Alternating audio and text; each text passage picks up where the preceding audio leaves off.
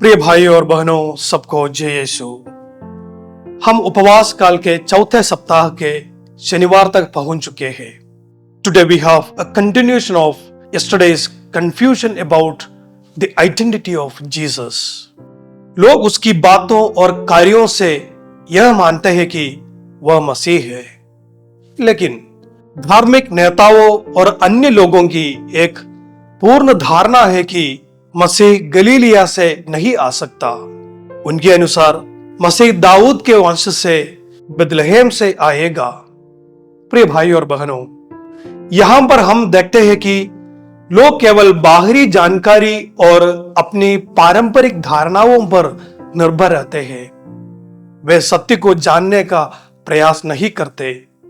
यहां एक बड़ा सवाल है, आध्यात्मिक अंधेपन का खतरा, the danger of spiritual blindness. प्रिय भाई और बहनों, आध्यात्मिक अंधेपन क्या है? यह वह अवस्था है जब हम सत्य को देख नहीं पाते क्योंकि हमारी आंखें पूर्वाग्रहों से यानी फ्रॉम प्रेजुडिस या पूर्व धारणाओं से ढकी होती है। यह उस समय होता है जब हम अपने विचारों और मान्यताओं में इतने अंधे हो जाते हैं कि सत्य हमारे सामने होते हुए भी हम उसे पहचान नहीं पाते। यहां तक कि प्यादे यीशु की वाणी सुनकर प्रभावित होते हैं। वे कहते हैं, जैसा वह मनुष्य बोलता है वैसा कभी कोई नहीं बोलता। पर फरीसी और महायाजकों ने तुरंत उनकी आलोचना करते हैं क्योंकि वे अपनी ही धारणाओं में फंसे हुए हैं।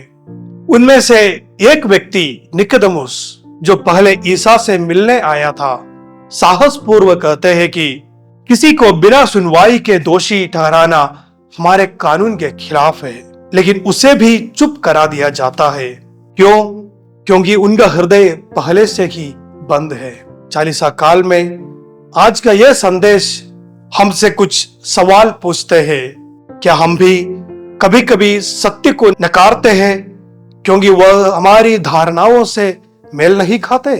क्या हम अपने समाज और कलीसिया के बारे में पूर्वाग्रह रखते हैं? क्या हम दूसरों के विचारों, विश्वासों या व्यवहारों के बारे में गलत धारणा बनाकर उन्हें गलत ठहराते हैं?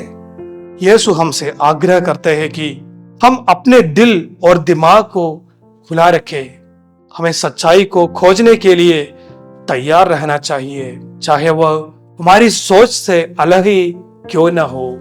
आइए प्रिय भाई और बहनों, हम प्रार्थना करें कि प्रभु यीशु हमारी आंखों से आध्यात्मिक अंधेपन का पर्दा हटाए।